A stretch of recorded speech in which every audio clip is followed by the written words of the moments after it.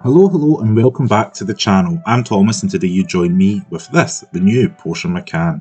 This is an all-electric crossover. The first generation was very popular and this is the second generation. Now in this video I'm going to give you a walk around tour of the car, show you what's like an interior and get on the road for a test drive. Just stay tuned for this video. Now up front we're going to be telling you that this is the new Macan because the headlights are more Taycan style. They're thin, they've got a split headlight design with that main beam down there, and we also have a front boot that we never got with the last one because the last one was combustion. We actually push the button there on the key fob, opens up, and we have a big decent sized cubby there, ideal for things like your charging cables. You can get this Macan as a rear wheel drive or all wheel drive. This is a basic rear wheel drive Macan. That means it's putting about 360 PS, good for about 5.7 seconds to 60, and it uses a 100 kWh battery. Round the rear, you're going to notice that SUV styling's gone is the rear wiper in favour of this like teardrop style on the rear end. And yeah, with the bar light, it kind of takes inspiration from the Porsche Cayenne as well as the 911. Yeah, it looks pretty good here, it looks quite fresh. This one is finished in Gentile blue metallic paint. Go ahead and open the boot. Electronically opens. I've got a nice decent sized boot here. There isn't really any storage underneath unfortunately because the Bose amplifier and all that goodies are under there. We do have 40/20/40 seats there, and we do have a tow hook button which that's either going to go and come and see me or disappear. Like so, voila. We do have the charge flap on the side there for charging. Unlike the Audi one, it's not powered, so literally opens and closes quite fast. Now this one is fitted with a glass roof that does help with the elevate the aeration of the cabin. I've got reasonable foot room. Knee room's alright, the seats are set up for my driving position. I'm 5'11", but overall it's not too bad back here. Ideal probably for two adults. There is seating in the middle, but realistically have the armrest down, use the cup holders. There's child seat ISOFIX points if you require it. This car is fitted with the Bose sound system, so we do have a little Bose plaque on the speaker there. Door bins, not lined with fuzzy stuff, but overall quality is mixed. Porsche S-down design, but this bit here quite scratchy around the door, which is a bit of a shame. I've seen that in BMWs where it's kind of, that's all padded. But yes, it's not too bad place back here. Let's check out up front. You join me up front inside the Macan, and this is where everything feels new and fresh. We've got a new big screen here with Apple CarPlay and Android Auto. It is touchscreen. You can swipe through various modes. We've got a new driver instrument display with no bezel on top. So again, you can help tell that is the new Macan. Little clock up above. This one has got like the leather going across the dash, which is quite nice, as aforementioned in the back. Nice big panoramic roof. We've got the Porsche crests on the headrests. The seats are fairly comfortable and supportive.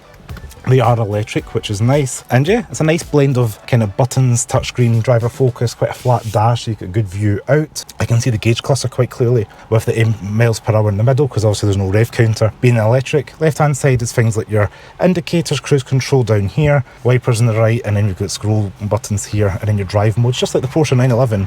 We can do that here, and you can see it all changing and lighting up. How cool is that on the ambient lighting?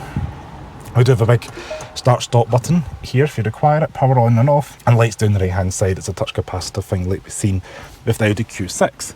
Now pull this, slowly released, lined with the fuzzy stuff. It's an okay size, it's not the biggest glove box, but it is a nice esque material, it's not too bad. And I quite like this floating design here. And there's a little bit more storage inside here that is lined with the fuzzy stuff and felt. That always makes it feel like a premium product.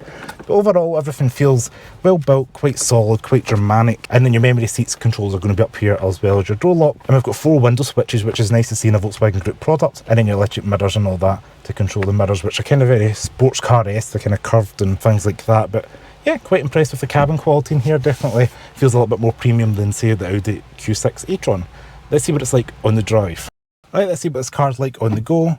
Pull this little bronze shaver down for drive, or D for drive, and we are off.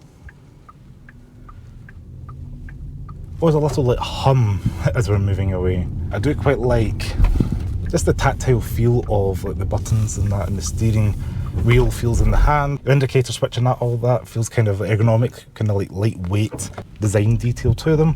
Little gear selector, not a huge fan of that style. I know that's what Porsche are kind of going for at the moment. I've seen that in the 911, but for a quick manoeuvre.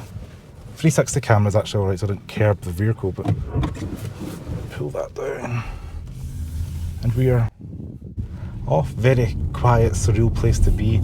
And you're sitting a little bit, that kind of crossover height that you want.